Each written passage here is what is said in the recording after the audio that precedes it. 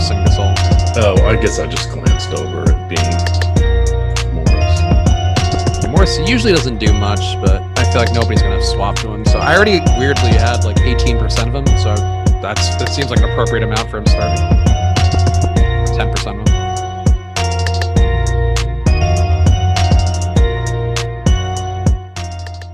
Are you pointing at me as though we're live, Tyler? I didn't see a countdown. What is up, guys? Welcome to the late Slate Sweat and Swap, where we don't even know what countdowns are because that's how locked in we are on the night slate and the game's going on. I'm Chris Spags, joined by a man who many could call your old pal, but I'll also call my old pal. It's EMac. How you doing, EMac? I'm doing well. Thanks, Chris. We're on yet another Friday night here, but next week, I believe, is All-Star Friday, is it not? Oh, yeah, that's right around the corner, yeah. That sounds right. Yeah. So maybe no show next Friday. So cherish these moments you have with us while you can. Make sure to hit the like button now. And of course, subscribe to the channel as our producer, Tyler, prays to the heavens because he's going to get a Friday full of, I'm sure, bustling activity and then a pandemic, though you are in Texas. So maybe Tyler's going to have some good times on Friday. And make sure to go to Odds Shopper, of course. Prop betting is a fantastic thing to have in your life. And Odds Shopper does a fantastic job. I said it's fantastic twice, but fantastic job compiling all the data you need on there. In addition to the ROI tool and the win percentage tool, two actual game changers for bets. We're using Alex's projections with a little bit of standard deviation thrown on to figure out where these guys are landing. It's an amazing way to filter out prop bets, to use the best ones, whether it be for the night slate, for the main slate, for any game out there. Check it out at oddshopper.awesemo.com. EMac, I'm going to throw it to you here real fast because I had a live before lock show where people hung on to watch the super draft portion of the show. They could see the joy in my heart and my life from PJ Tucker paying off seemingly for the first time maybe ever that a tout has ever talked about him on a show. He's come through for 13 points at halftime, and honestly, I'll take it, EMac, but what do you feel like you felt you got a good angle on today that you really nailed while you were doing your process, or maybe even your building blocks column, on Awesemo.com? The building blocks column has been doing pretty well. Now that I've said that, we shall see. My not off the ball play, but overlooked superstar is Domantas Sabonis, who ended up we ended up projecting even at the end of the day on DK at about 2%. So I like that play. We'll see how that one pans out. I had LeBron was featured as he usually is on these, and then I'll have to go look and see who my play of the day was because we write that based for Yahoo, and the Yahoo play of the day was Shai Gilgeous-Alexander. On that one. So that he became obviously quite popular without Al Horford. LeBron, my thoughts on LeBron, I said, and this is, we'll talk a little main slate here, but my thought on LeBron, I said, even with 18 teams in action, it feels like we're light on superstars tonight. Last night, we had all the top end guys we wanted to pay up for. Tonight, not quite as many. But I was interested in what he does, and we know that he stays, his rates are remarkably consistent regardless of whether Anthony Davis is off the court or whatever. But the interesting thing is he's played 10 games without Anthony Davis. So I took two of those out. One was a 36-point blowout victory over Minnesota, and he played about 29 minutes. And then I took out the last one, Wednesday's 25-point loss in Utah, where he played like 30 minutes. So even in those other 8 games, there was one overtime game and there was one other blowout. But I felt look at that as kind of our representative size of what we can kind of think that we'll see from LeBron tonight. And that span, we see 36 minutes, 22 field goal attempts, 26.5 points, 9.5 rebounds, 9.5 assists, 1.3 combined block steals for about 50 fantasy points. Feels about what we're looking at. That was close to what Alex had him projected today in the projection. So I feel pretty comfortable with that one. Let's see if anybody else is left here. Oh, Kelly Oubre. Here's another one I wanted to mention tonight because I don't think his price is coming up, but it's well warranted. So his first 20 games, he shot 37% from the field and 24% from three-point range, Chris. In his last 6 games, he is shooting almost 50% from the field and just over 40% from three-point range. So we're seeing him kind of come out of stuff. He's averaging recent games 36 minutes, 20 points, 6 boards, 2 assists, 2.4 combined blocks and steals. I think he's an interesting guy. We know James Wiseman back in the mix from his wrist injury there with Golden State. He has played the last 2 games. The first game back, he played in the first, second, and third quarter, about 5-ish minute stints. And then last game, he played a little bit towards the end of the first quarter, beginning of the second, and then did the same thing in the third and the beginning of the fourth. I don't know what his rotation is going to end up being tonight. It'll be interesting to see with no Cody Zeller, but they have Bismack Biyombo, who's a little more undersized. Draymond can deal with that. It'll just be kind of fun to see how this plays out. Yeah, no, Kelly Oubre is one guy that I got in my, as usual, I'm doing a couple lineups in the main night slate tournament on DraftKings and then one showdown lineup because we do have a pretty decently sized Portland Lakers showdown with 50K up top that seems like going to be worth talking about a little. So we'll talk about that as we go. We'll also talk about swap demise. We're going to talk a little bit more about the main slate itself and what's going on right now. So we have to hit on the sweat component, EMac. And I was talking before we started the show briefly that I have a couple lineups here that I really have no clue how they're going to look at the end of the night. But right now, 165 fantasy points with 218 PMR left. A lot of lineups up top on some of the tournaments today. Seem like they're trending towards 400 point-ish projection on DraftKings. FanDuel as well, going to be a high-scoring night. And at what point, EMac, do you start to get mad at your guys? I don't know if you follow as closely as some of us do, where I know there are a lot of players out there who just completely ignore their lineups, so just turn them off and look at it the next day. For me, the whole joy of it is watching these guys as they go, getting worked up either positively or negatively. And right now, for me, De'Aaron Fox, Jerami Grant, two guys who are chalky on DraftKings, who are playing okay, but not slate breakers by any stretch. I need them to go because they are in a lineup with me with John Collins and Rashawn Holmes. And I'm just wondering, EMac, who is your skin in the game the most that you need to do something for you right now? Because for me, I think it's Fox and especially Jerami Grant. Jerami Grant's a guy I am so heavy on relative to the field that I just need these guys to do what they need to do for me tonight. Where did you end up on Jerami Grant? I've got to do 28% on DK main slate. Jerami Grant. So as usual with me, the sorting process that I do is going to put me on some guys more than a lot of people will be comfortable with. I had 72% Jerami Grant today because we had him as only having, I believe, an 18 ownership projection. So to me, that was enough. I like the spot. The one thing that kind of tilts me a little is Saddiq Bey being out. I think would have made Jerami Grant one of the easiest top plays on the slate because all it takes is one guy being out of the mix who does shoot a few threes, does grab a few rebounds. Saddiq Bey really contributes in every category. And I think Jerami Grant looked like an amazing play, and I just didn't really walk back my exposure too much after that. But yeah, Jerami Grant and De'Aaron Fox, two guys that I have over 70% to tonight. So here's an interesting thing. So we still have a full half of a game to go here. There's plenty of time. All it takes is Grant going down and hitting 3 consecutive shots, and all of a sudden he's back in the mix of everything. And that's something he can definitely do. So my analysis on him for today was I said he got a game off for the first time this season in their last game. So he hadn't played in 72 hours. And I said, this matchup is just too good to ignore. I mean, the Knicks, of all teams, put up 140 last night against Sacramento. The Knicks don't play fast. And they were able to get there. And they had guys just scoring in bunches in the fourth quarter there. But I did see here that over their last 10 games, the Kings are allowing 122 points per 100 possessions. In their 9-game losing streak, yes, they have lost 9 straight. Luke Walton, we'll see what happens. They're averaging 126.3 points allowed. That's in regulation, and they're a bottom 5 rebounding team. We want to target people against them all the time. Every now and then, like we saw the Wizards, who are another horrible defensive team, they held some team to like 97 a few games back. That's an outlier. It's going to happen.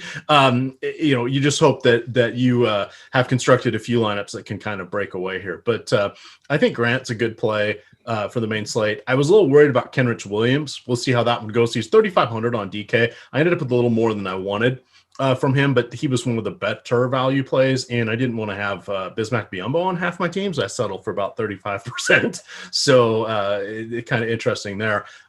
See how that shakes out. That game, of course, there's a whole slew of games just went off at 8:00, which really means around 8:20, right? Which is frustrating in the NBA these days. De'Aaron Fox, I had 56%. Where were you?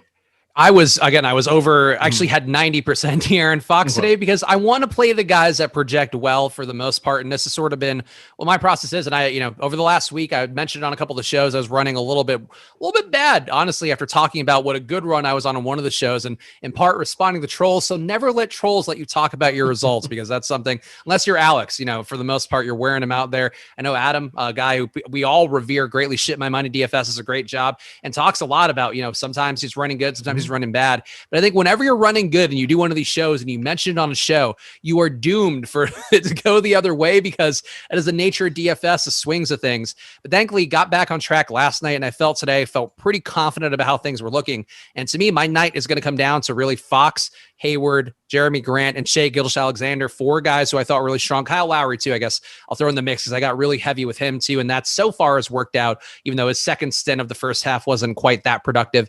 Still looks good so far. I really think that for me, a lot of this comes down to trusting the core pieces, trusting the guys that, whether they be chalky or not, that project the best, that have, both the floor and the ceiling, and then trying to augment it with value. So I'm with you on the Canter Williams trains. That's why I get the PJ Tuckers of the world. That's why I got Markieff Morris at 10% before we even knew he was starting. I think to me, that's been the way I've gotten the best results, is just forcing value in, trusting sort of the core of the lineup, and letting it sort out itself from Fantasy Cruncher, but B, not being afraid for the most part. And it sucks when the Jason Tatums of the world the other day, just have a terrible day. For the most part, I feel like for me, that's been one big change in my game that's uncomfortable, but is one that I think for the most part has been more beneficial than not. I have 1% Ty Jerome. Who's Ty Jerome? Well, he's a shooting guard that made his debut with the Thunder tonight. He has 18.2 fantasy points right now. That would be more than one Chris Boucher, who is behind him by 1 fantasy point. That's one, too, where I think a lot of people went to Kendrick Williams because he's been the playmaker and because he's been, I think, again, I always credit Adam on the deeper dive because I'm watching while I'm doing my prep, and I always try to reference it to make sure that we're connecting the tip off, the deeper dive, the live before lock shows, all of that together. And Adam had mentioned, that, Kendrick Williams gains a lot at point guard or whatever, and that's one thing, but also he plays all these different positions where, he'll be the backup 4, he'll be the backup 3, he'll be the backup point guard, he'll do whatever. But Ty Jerome being in, a guy who was actually kind of decent in Phoenix, not an out of this world player in real life, but fantasy wise looked good. He basically has come in and played the Diallo role, but at minimum salary. And that's one that I should have been on more. The minutes didn't pop up from Awesemo, so I feel like that was part of it. Not to put the blame at his doorstep. At the end of the day, all of our choices are our own. We can only use data to some extent. But I should have gotten more Ty Jerome because Diallo is just such an amazing playmaker and scorer that having that out of the second unit, that's like having Lou Williams out of the second unit for the Clippers when he's running good. And I think it made a little more credence to go to both Kendrick Williams and to Ty Jerome, but nobody played Ty Jerome today. So we have a question here in chat, which I think is a good one. They're asking, do you like Markieff? I'm assuming it's Markieff Morris enough to go away from Biyombo.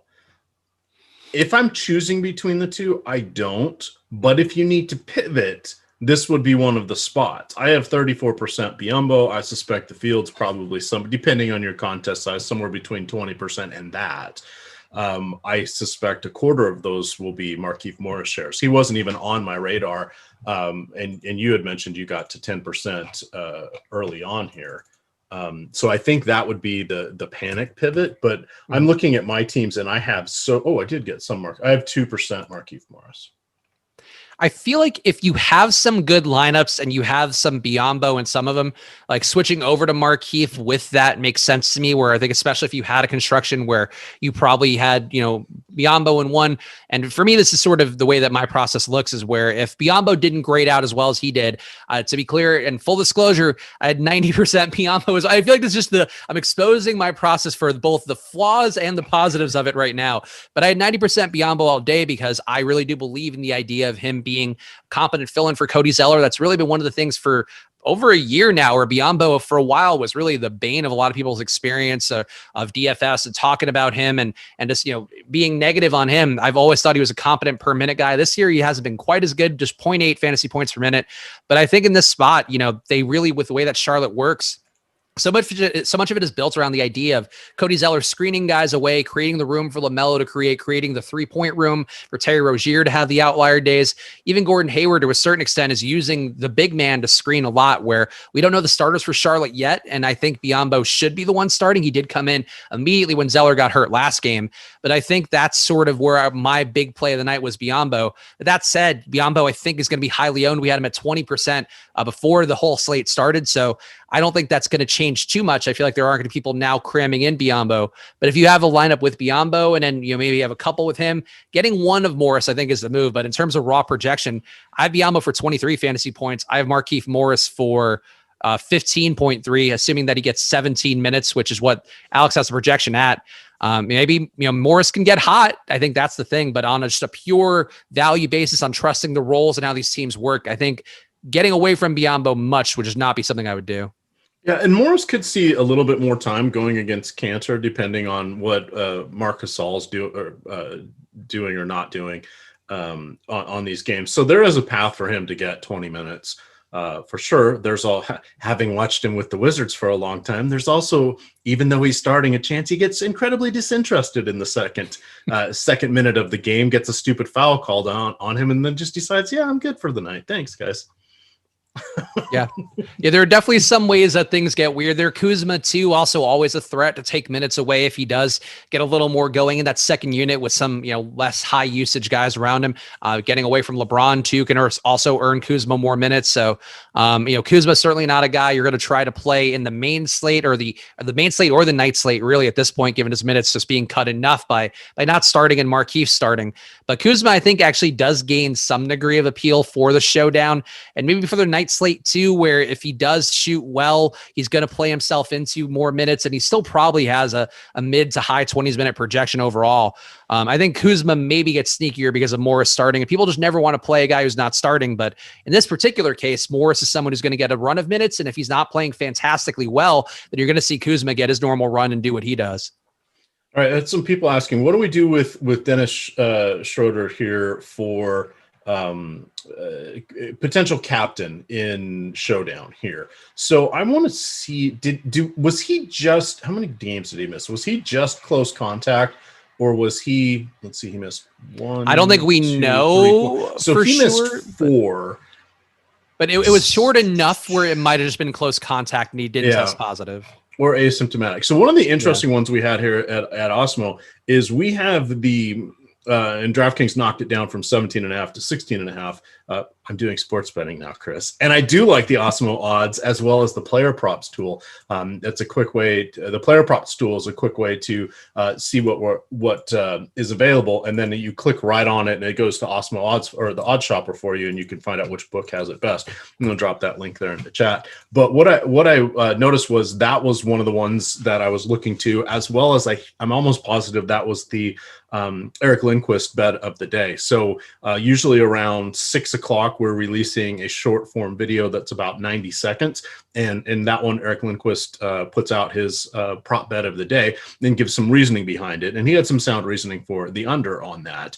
And I took a little bit of it. I think I put $5 down on it, not because I didn't get it. They had already dropped it, so I didn't know how close we were to success. But if it had stayed at 17.5, we said that was an 80% chance of him not getting to 17.5. And that would give you about a 50% ROI on it, which is was our best bet of the day. So I think you can drop that just to look like now it's probably 73% success with a 43% ROI. I'm just guessing, but so those are some of the interesting things you can do. My point being, I don't know how long he was out. I don't know what the deal was with him. In those situations, I really don't want to take the chance. Now, what's that going to do for his popularity tonight? Probably a lot of people are going to be like me. So if you're willing to assume he gets, let's say, 25 minutes and scores 25 fantasy points, does that do it for you? And for me, probably not. Yeah, I think really the thing, and with COVID, it's been kind of a moving target with it, where we saw, I think Russ, when he had COVID, came back and was sort of slow to start. He's really I think one of the worst examples of it, where Towns missed a lot of time, but then when he actually was playing, he came back and played his full allotment of minutes, and he actually talked outwardly about how it affected him, and he still played his full run. At the same time, Jason Tatum came back, and he's been hit or miss though, right? He's had some good games, and then he's been, guys, I just didn't have the win tonight. It just wasn't there. There's nothing I could do about it. Right? And I think data-wise, that's sort of the thing, is that you could probably expect Schroder to play his run for the most part, because these guys are mostly, when they're ready to come back, they are coming back to their full run. And Schroder from Awesemo has 29 minutes. The issue for me is that he just doesn't project that well anyway. So to me, he's still like a low exposure flyer, even for the night slate. I just don't know that he has I mean, he does have the upside overall, but it just so much of this goes through LeBron, where he dominates about 71% of the possessions when he's on the floor. Those are going to him either having usage on it, which means, he's turning it over or shooting, or he's assisting on these other possessions. So that's 71% in total. Like, to me, that's a very large number of LeBron possessions going there, where Schroeder's going to have some upside, but he's going to be playing so many of his minutes with LeBron. You need him to be really good in those second unit minutes, but now he's going to be running up against Kuzma in those second unit minutes. And I don't know that that's fantastic for Schroeder. Probably gives him a little more assist opportunity, but Kuzma's going to be gunning in the court time that he's out there, because that's just sort of what he does besides rebounding now and playing mediocre defense overall. But it's improving, but not as good as he was when he was a rookie. So that's one of those Kyle Kuzma quirks. But I just don't love Schroeder. Like, I feel like the COVID thing, as EMac mentioned, that's certainly one reason to be down on him. But just like, if he projected amazingly and he was coming off the COVID list, then yeah. But if he's not projecting for even 5x value, like, he's just kind of a guy you sprinkle in if the price point works and you love every single other part of your lineup, I think. So here's the interesting thing. So in 4 of his last 6 games, on DK, he had 35 or more fantasy points. The 3 before that, 29, 26, 27. But let's dig a little deeper on this. It's certainly not coming from the assists. In this stretch, he's averaging about 4 assists per game. I'm eyeballing it, but 3, 4, 5, 3, 4, 4, 5, 5, 8, 3. So that's not a lot. Rebounds, he's averaging about 3.5 per game. The big games he's got, he went 7 for 9 from the field, 7 for 9 from the field, 6 for 10 from the field, 5 for 11. 9 for 15, and sandwich in there, he has a 3 for 10, and he has a 1 for 4. In those games, he had 15 fantasy points and 8 fantasy points. That's the downside. If he's not hitting his shots, he doesn't have a lot of other ways where he's going to get fantasy points. In his last game before going out, he had 4 steals. In the 6 games prior to that, he had 2 total steals. In the 12 games prior to that, now instead of 6, he had 4 steals in 12 games. So he's not really getting a lot out there other than points, and that's a hard way to go. The other thing that really made him have his good games, this is from the line: 8 for 8, 6 for 10, 8 for 8, 5 for 5. His last 3 games before going out: 0 for 0, 0 for 0, 6 for 8. He's incredibly inconsistent. If he wasn't coming off of COVID, I would say, sure, roll the dice with them, be ready. But I'm worried that that's knocking some of the upside off, probably about 20%. That's also probably decreasing his popularity by about half. What do you weigh? Does he go out there and knock down 5 3-pointers? Okay, now we're in business. Yeah, what if I he think goes that's 0 for 5, right? Then we're not in business. We're out of business.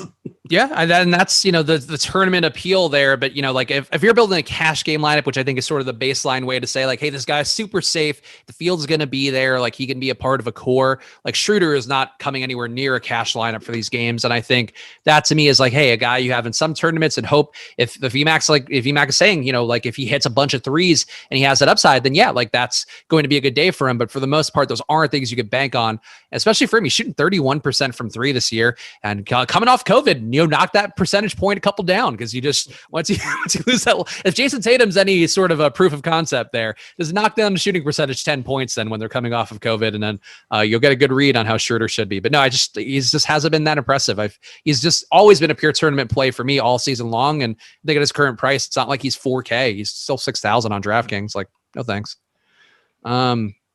Let's talk about some of these other things. You guys, smash the like button right now. We got 350 people in here, and we also have a lot of people in the chat confused about Kyle Lowry, which I want to talk about for a second, because we're going to talk about the late slate more. We're going to talk about the showdown with Portland and the Lakers, but also we're here for everything. So smash the like button now. Get us to 100 likes, and if you do that, I'll give you guys the top 5 owned plays for the showdown and the late slate. What better deal can you get for free? So smash that like button now. Get us to a respectable 100 likes. We'll give you guys the top 5 owned plays for the showdown with Portland and the Lakers, and for the actual night slate itself with the 2 games. We'll give that both to you if you guys get us to 1,000.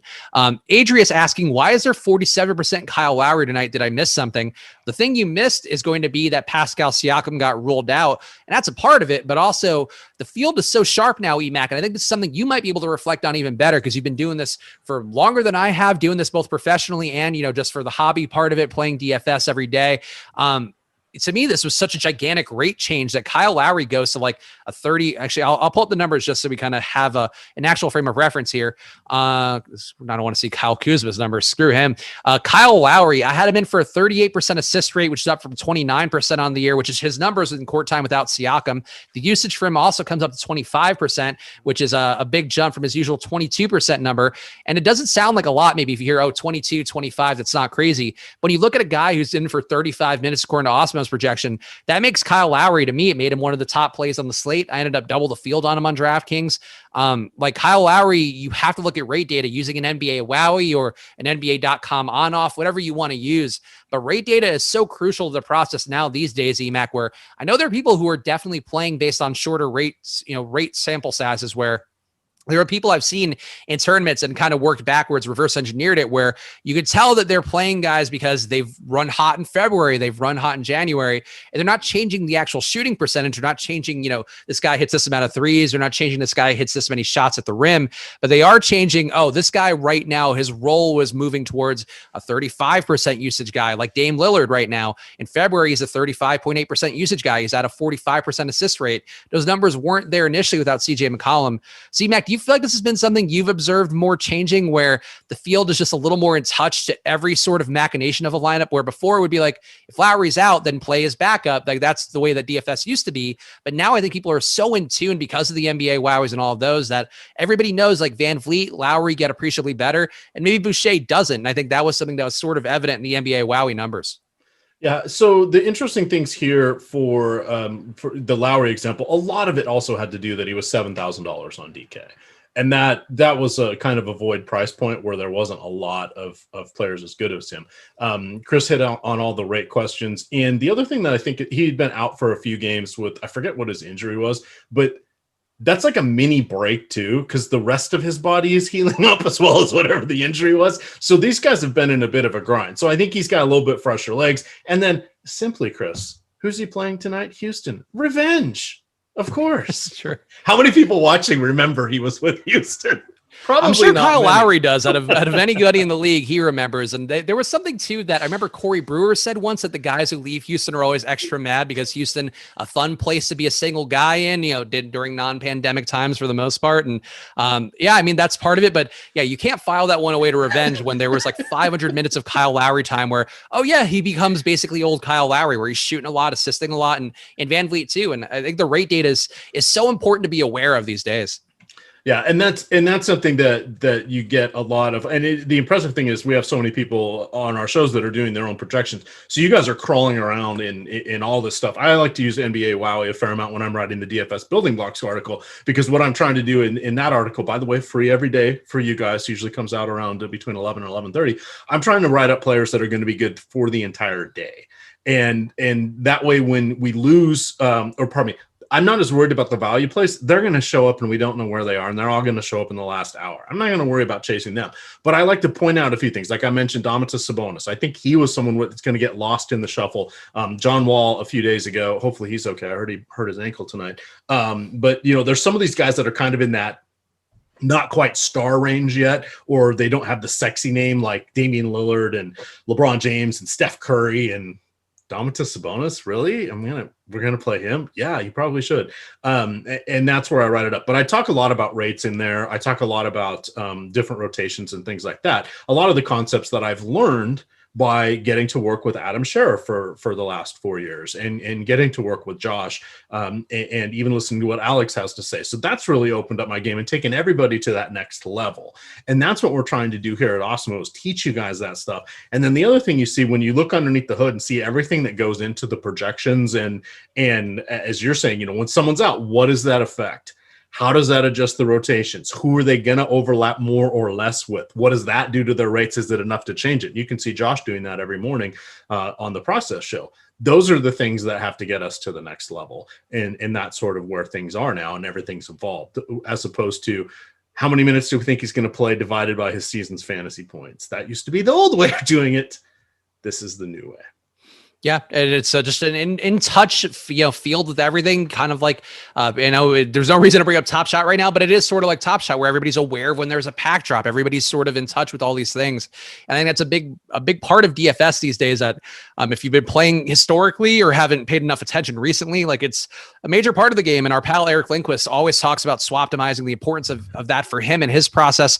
A lot of guys as well have talked about that, and it doesn't mean like, hey, because you could swaptimize to 100% in Markieff Morris, do it, but it does mean if Markieff Morris looks like a slam dunk play, I keep saying slam dunk play, and at some point Tyler hates it. I kind of am going to love it because Tyler hates it. But using basketball puns on a basketball show, I feel like that's something that people just miss sometimes, is that, it's not about just getting these guys because there's opportunities. Sometimes it is, but it's also like, oh, this guy is now projected much better. He looks really good compared to before. And that's just sort of what NBA DFS is these days. So no skin loss if you didn't know it, but hopefully now you know. And that's sort of what this show is about, talking about everything with the process, talking about how it feels during the main slate when things don't go right. And that's sort of the nature of the game.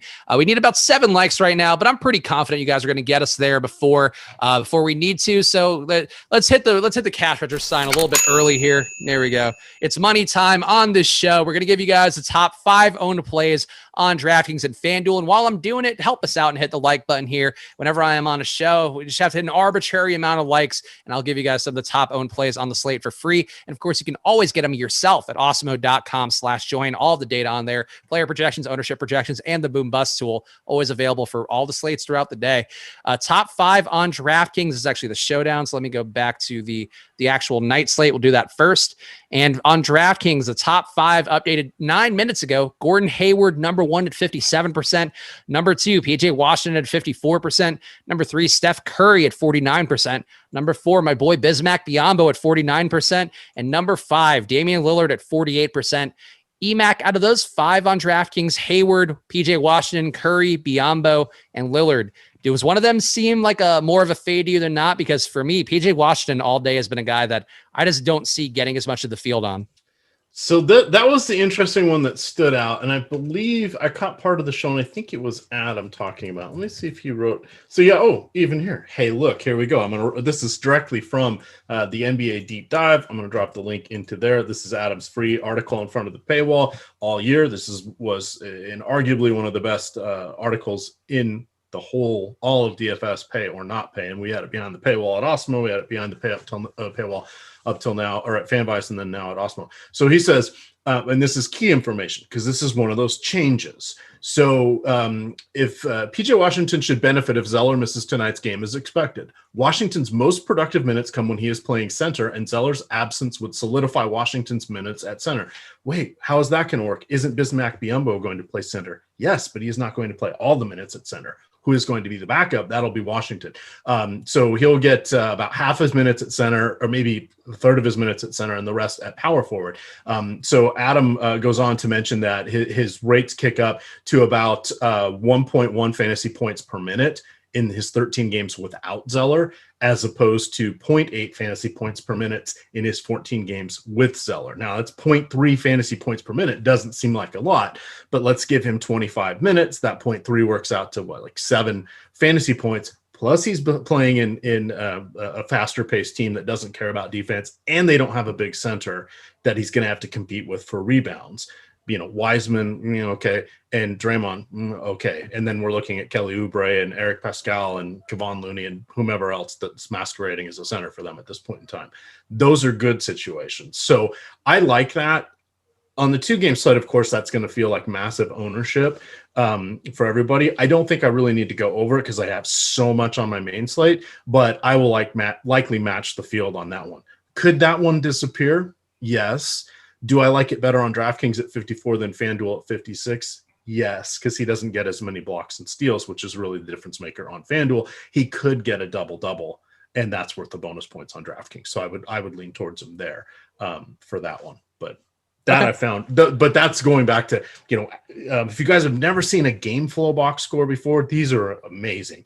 If you go to popcornmachine.net, you'll see what I mean.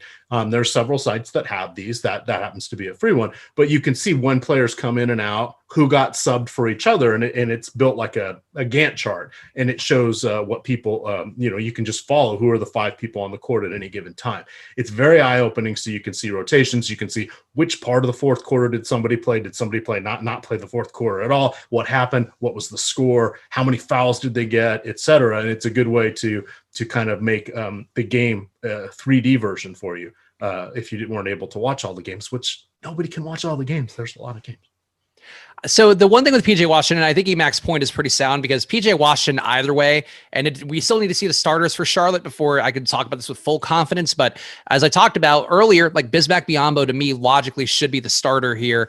If he doesn't start, I think I'm going to be screwed, and I'll probably have to pivot a lot to Markieff Morris. But if PJ Washington starts at the 5, I think he's deserving of the ownership. If he doesn't start at the 5, he's going to play some backup 5, and I could see why people might be tempted there. I just don't love the play based on him getting back up 5 minutes. Like, I think they're going to be behooved to play Biyombo more just because of what he can do that Washington can't. Like, Washington can shoot. He's kind of a nimble stretch 4 in the way that you need to be in the modern NBA. But for what Charlotte wants to do, which is sort of this brick wall guys on the pick and roll game and sort of let that open up all their playmakers, let that open up the shot takers, all of that. I just don't think PJ Washington has that in him. So to me, I'm just thinking he's going to be less productive today. And also for the main slate, I think the late slate's a different situation. Obviously, like, you're not going to full fade PJ Washington, even if you want to get under the 50% like I would. But I think for the main slate, to me, he was so overowned for what people are perceiving as this role that I just don't think is going to be there fully. And I think the rate data, I wasn't wowed by it. No pun intended with NBA wowie, but I just think to me that was sort of why PJ Washington not as priority of a play, and I'd much rather have Bismack Biyombo, adjusting for salary and all that. And now here's the news that will make me look like a dick: Ball, Rozier, Hayward, Cody Martin, and Washington starting. So Charlotte is going small, and now the pathway I need for Biyombo is to have him is the starting group to be terrible, really, which is not where I want to be. But EMac, Cody Martin starting, I feel like that is now a value play of some degree of note. He's minimum salary on DraftKings. All right. Cody Martin. Let's see. He and his brother were DNPs during last weekend because of health and safety protocol. Let's look at some of his games. Yeah. What do you want to do with this? Now, this is where we need Jordan, because doesn't Jordan have an irrational love of the Martin brothers? I think he likes the idea that they're twins and they exist on the same team. I believe it's not a basketball reason. It's just our pal Jordan Klein just likes that they're twins who look the same and are on a basketball team together. So yeah, 3 minutes, no fantasy points. 12 minutes, 18 fantasy points. 3 minutes, 6 fantasy points. 8 minutes, 3 fantasy points. 5 minutes, no shot attempts. 4 minutes, no shot attempts. 1 minute, no shot attempts. So it's 6 minutes, no shot attempts. It's really hard to know what he's going to do or not do. He has played no more than 18 minutes in any game this year, and that was the second game of the season. So, how much is he going to play? What is changing here? But this could be the guy, and I've already forgotten his name. Who did I say? Not Ty Montgomery Williams. Jerome, whatever the guy I played. Ty Jerome, whatever. Williams, I'm going through all the sports right now of backup Green Bay running backs and Saints running backs, etc. But you've got, it could be a play like that. I don't know. I don't feel that comfortable or great with it. But guess what? Nobody else is either, and nobody else is really going to know how to project them. So now the popularity is going to be, I'm not so sure. I don't know. What is this guy? And they're going to click on the game logs and just did the same thing I did. Say, I'm not going to play this guy. He's starting in the NBA. You think 17 minutes is reasonable? Yeah. I mean, I think there's definitely more than enough room for him to get to 5X at a minimum salary, which is really all about what it opens up. So yeah, I think Cody Martin's strongly in play. Oof. Well, so now this is where we need Mr. Eric Lindquist or Rinpack. How much? So we'll talk through it. So how much Biyombo do you pivot away from and try to go with like a Markieff Morris?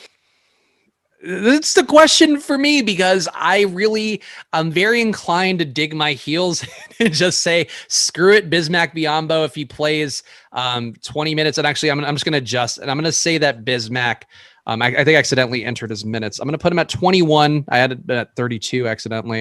I'm going to give PJ 33. I'm going to give Cody Martin just 15, and let's see how that looks for things. And that gives me a total of 247 minutes. I got to knock somebody else out here, but I'll just use it as a jumping off point for conversation. Because of that would put Bismack Biyombo for me at 18.3 fantasy points if you give him 21 minutes. So feels like backup center run for me, assuming that he's going to play well when he's out there. And I think that still makes him a better play than Morris, who I would have at 15 fantasy points and 17 minutes.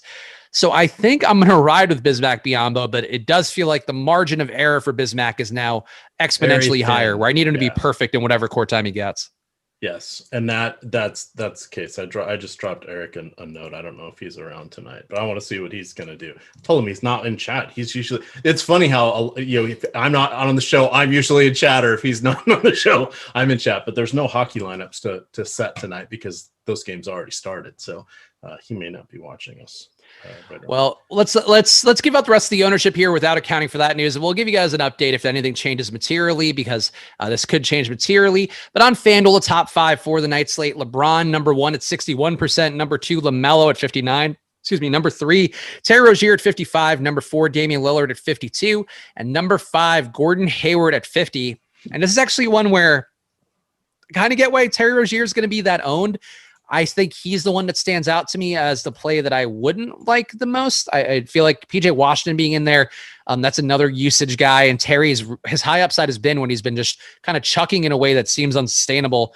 Terry Rozier, I get shooting guard looking pretty dire for the night slate, but I still might be inclined to get away from 55% ownership for Terry on the late slate. EMac for FanDuel, where you have LeBron, LaMelo, Terry, Damian Lillard, and Gordon Hayward. Does any of them seem like a fade to you for a top 5 owned on FanDuel? For me, it's Rozier. I'm just not that thrilled with him for these. He got paid to replace Kemba. He's a fine point guard. We saw him, with backup time in Boston and, starting at various points. He's a decent player, but he doesn't move the needle for me in a full-time role. I think he's one of those guys that's kind of better as the third guard and gets a little better efficiency going against the back end of people's rotations and second units and stuff like that. That's where I think his true value comes in. I don't think of him as a straight up, I can create my own fantasy points. And that's and by the way, this doesn't mean his shot, just how is he scoring? Is it via rebounds? Is it assists? Is it points? Is it whatever, right? So if you can just kind of get like LaMelo Ball or Lonzo Ball, he can get 40 fantasy points and score 12 real points in a game, right? Because he's doing a bunch of other stuff.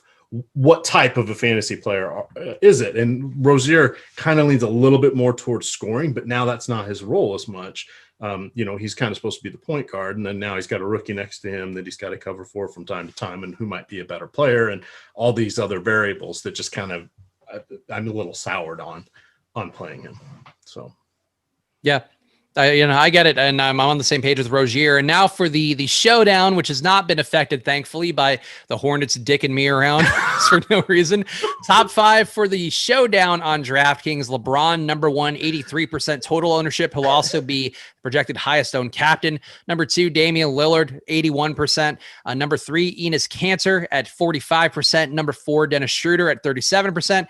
And number 5, Markieff Morris for the DK showdown at 35%. On FanDuel, number 1 is LeBron at 87. Number 2 is Damian Lillard at 86. Number 3 is Enes Canter at 43. Number 4 is Gary Trent at 33. And number 5 is Derek Jones at 29. So he's making it in for the single game on FanDuel and playing better, so I get it. And the MVP going to favor LeBron by a decent bit, but still Damian Lillard not far behind on both. On captain, actually, for Showdown, I guess we could talk about this real fast. We got one question in the YouTube chat that just went away from me. Somebody was asking LeBron or Damian Lillard to captain. I think both guys are owned so highly that my pick was actually Enes Canter to go with a captain. I think he has the upside to get there. It allows you to get LeBron and Lillard into utility spots. To me, that's how I like to play Showdowns, is going away from the highest owned guy. And I think in this particular slate, LeBron and Damian Lillard are both going to be so highly owned. I think moving away from the both of them makes sense and trying to capture the upside elsewhere. For a Showdown captain in Portland Lakers, EMac, who would you want to go with as your captain? And would you maybe take the LeBron chalk or the Damian Lillard chalk, or would you want to get a little bit adventurous and go with a guy like Canter? I think Cantor's perfectly fine in this one. Who's going to guard him per se? Not the big burrito. Come on, say it. The top is played. Yada yada yada. Yeah, we got to do our bits. All right, so I had to work that one. No, I agree. I'm glad you know my bits, my Marc Gasol bits especially. We're doing deep cuts, but that's my old pal. That's why. All right. So that being said, this is a decent matchup for Canter because he's not going to have to guard anybody. The Lakers don't run a lot of post offense unless it's coming through LeBron or Davis. There is no Davis. So this is one where I think he gets, who do you like better going after the rebound? Do you want Canter? Do you want Morris? Or do you want Gasol? Well, obviously I'm going to take LeBron 1 and Canter 2, but the LeBron was not a choice there. So I like him. I think a double-double is definitely in play. And Canter's one of those guys where all of a sudden you're watching along on your phone as you're falling asleep, and it's like, defensive rebound, Canter, Damian Lillard, 3-point assist from Canter, Canter offensive board, Canter, defensive board, Canter putback. And all of a sudden he has, his name is just half the screen. And that's where he can do is score points in bunches. And this sets up well for him, either if the Lakers choose to go a little bit faster to keep up with Portland, or if they're going to go in their, what they like to do, kind of their more deliberate sets, that works for Canter too. So I think this is, but the point being, no one's really going to shut him down, and he didn't have to worry about defense at all tonight, which is chef's kiss perfect for his modus operandi. Yeah, I agree. And I think, too, I'm just kind of running through some lineups. I feel like Gasol needs to be out there a little bit more just to keep the cancer damage to a minimum. And we have him at 20 minutes, but it's something to me where with Montrezl Harrell, I love Montrezl Harrell for the most part when Anthony Davis is out. But Montrezl Harrell recently has been yielding a lot of minutes to Gasol where they're just afraid of Harrell getting killed in that second unit. And they just kind of get him out while he's running good and just let him go all right, well, we got enough out of you. We know it's going to turn south soon. So let's get Gasol back in. And I feel like Gasol's minutes should be a little more secure going against Canter just because Harrell's kind of a more athletic version of Canter with how they approach the game, where it's largely going to be based on rebounding, putbacks, getting easy shots at the rim. So I think Gasol has some appeal there. But I overall, I feel like Canter to me has the upside, has the ability to be a captain play, and he projects well overall. So these are the kind of things I look at for a captain play, a guy who has, a moderate upside. I think sometimes people fall into the trap of let me put a really crappy captain in, like a guy, like a Markieff Morris at captain. And maybe Morris does have some 30 fantasy point day, and then he actually looks like a good captain scoring 45 fantasy points. But if you're putting like Alex Caruso at captain, if you're putting, I'm trying to think who else it would be on this slate. If you're putting Nasir Little at captain, you're killing your lineup for the most part because your captain has to have some sort of upside, usually has to get to 40 to 50 fantasy points. And a lot of these guys that people put into captains cheap, I think it's just money wasted. Like you got to put a Canter in, you have to put a Kuzma in. Like if you are trying to get weird, a captain, a Schroder in. Harrell has been a good captain on one of our late slate shows. Like I think the captain thing is really important, and sometimes people really screw that up. And there are so many dead lineups in every Showdown because people just play I'll play Gary Trent at captain. And sometimes that works out, but it's such a small margin that I think you're losing money more often than not by a pretty wide margin. Yeah. And those are all really good points. And when we built that other, I think that was you and I, when we were looking at the Wizards game, right? The Russell Westbrook, Bradley Beal, it ended up being, I think it was Westbrook and captain. And we were trying to figure out how we could get all three of them in our lineups, and decided that we weren't going to put him at captain. The three lineups I built each missed cashing by 1 to 2 points. So they were right on that cash line. They would have been good for cash games.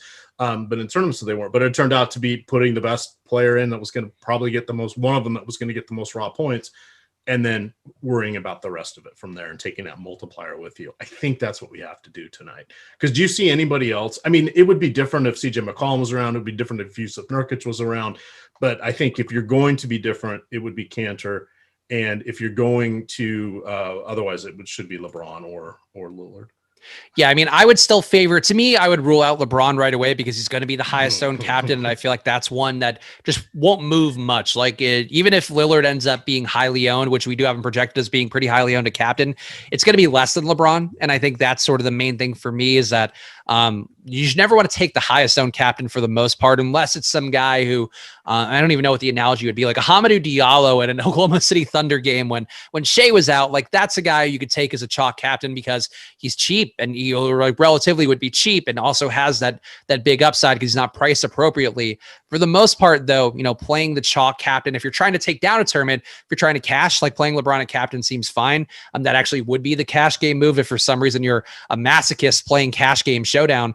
But I do feel like LeBron, for the most part, if you're playing a GPP, it's getting away from him and getting away from the 40-50% of the field that's going to be on him, is putting him in utility even. You don't have to fade LeBron, just put him in a different spot. It's not the same on FanDuel, but I think on DraftKings, that is one way to go. On FanDuel, though, you have to play it more straight for the most part, where I think it has to be LeBron or Lillard, and I think anything else you're doing at MVP would just be a mistake. You know who's a jerk?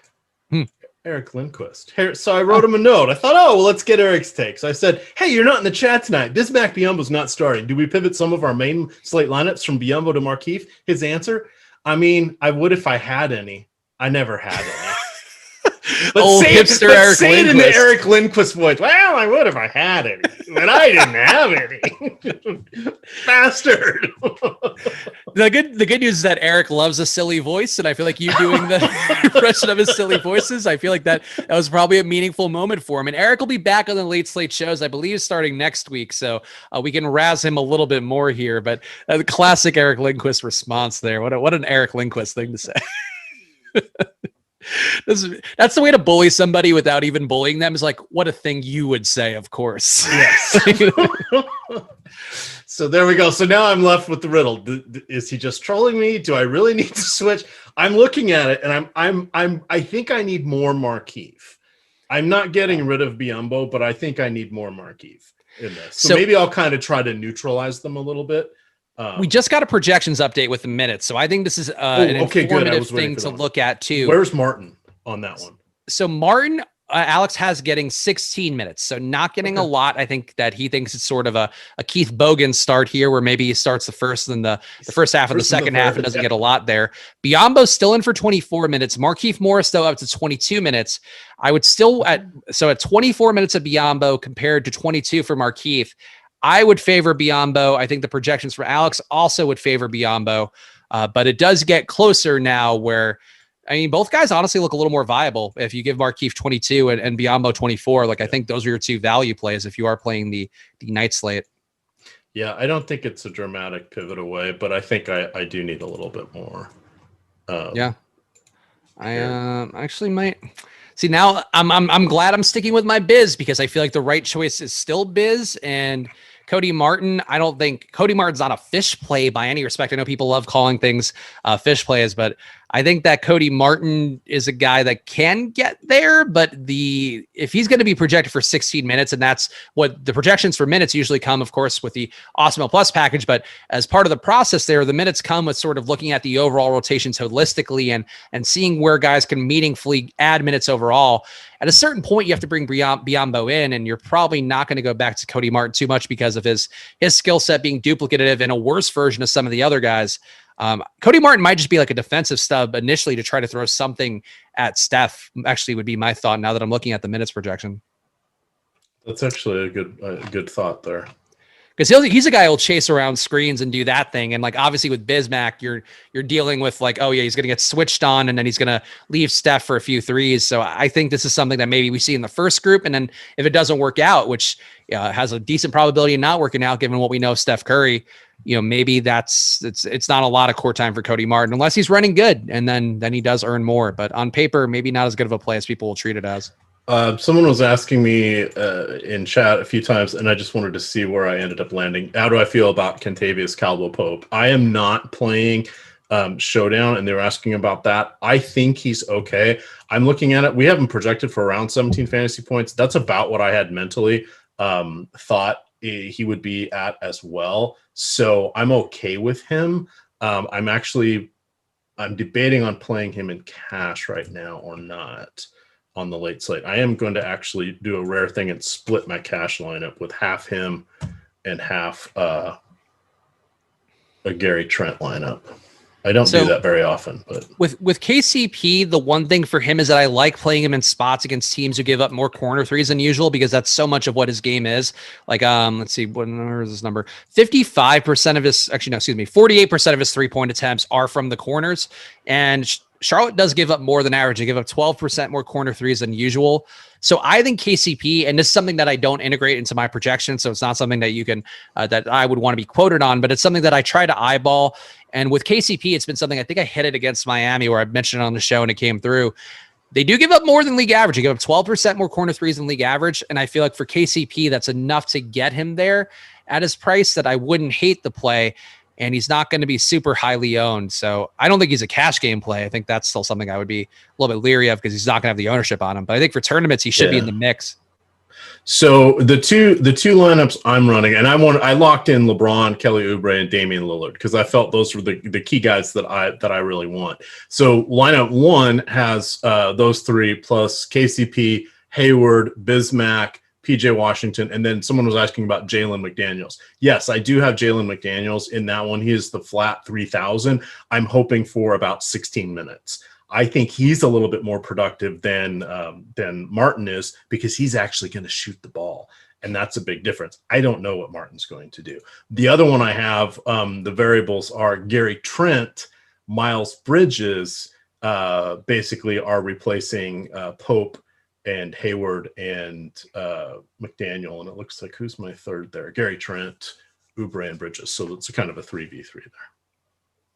I'm also putting Kentavious Caldwell-Pope in my lineups, by the way, because of this observation. So if ever you have a show that I'm on, and this is true of all of our hosts at Awesemo, because we are not one of those sites that try to do double speak that much. And I think for the most part, we are playing everything as straight as possible, and things change throughout the course of a day. So if you hear something on Josh's process show, don't be surprised when he has a different take because of how the moving parts are in the NBA by later in the day.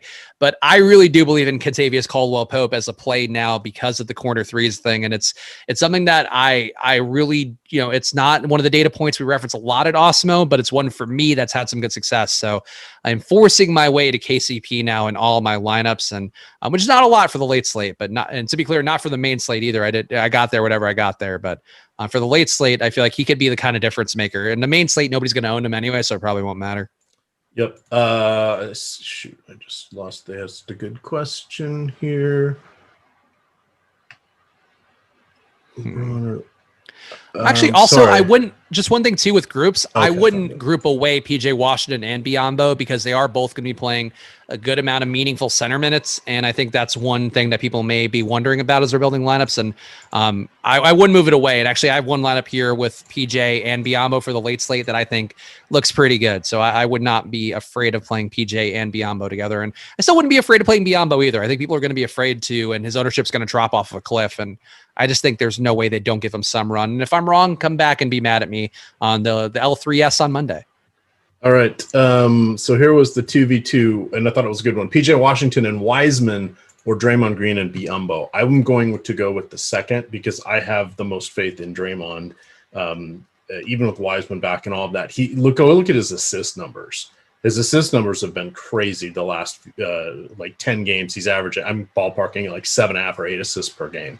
That's very helpful. He's going to flirt with a triple-double. He's going to fail on scoring, but he's still going to flirt with a triple-double a lot of nights. So I really like Draymond's all-around game. And he's someone I usually don't look to, but I do like this matchup for him.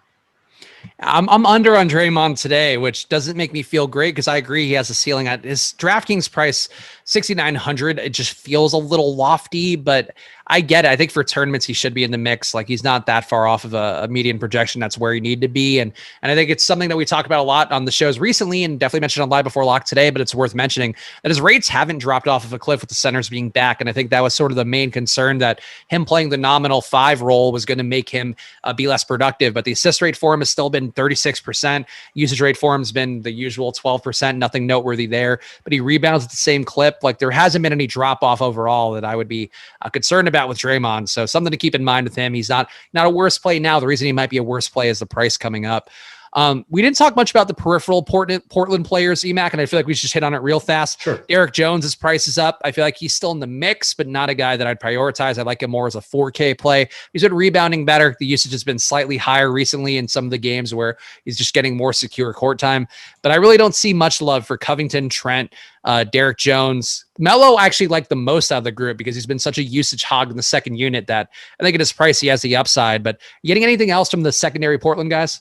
Not really, and even on the main slate, not particularly. There's just nobody that really stands out from them. They're all kind of interchangeable, and I was curious who would be the guy going out to guard the threes, if it was going to be DJ or if it was going to be Covington.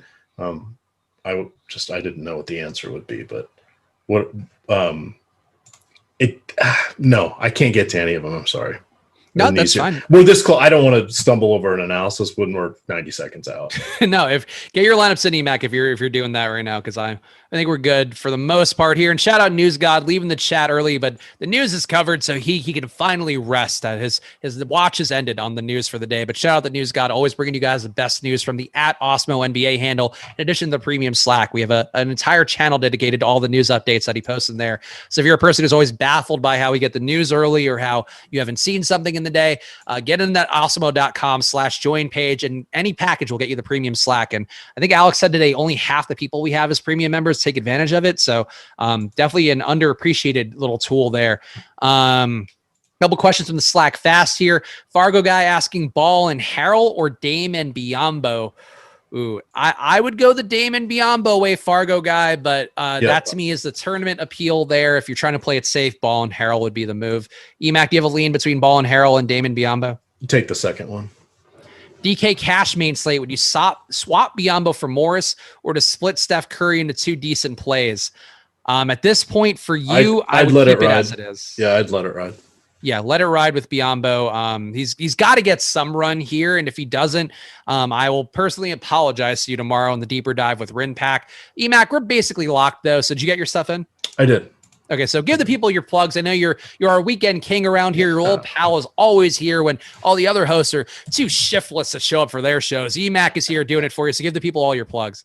Sure. So we, of course, have a busy Saturday. There's a NASCAR show. There's going to be a hockey show. So starting off tomorrow at 10 a.m., it's the NBA strategy show. That's going to be Alex and Adam.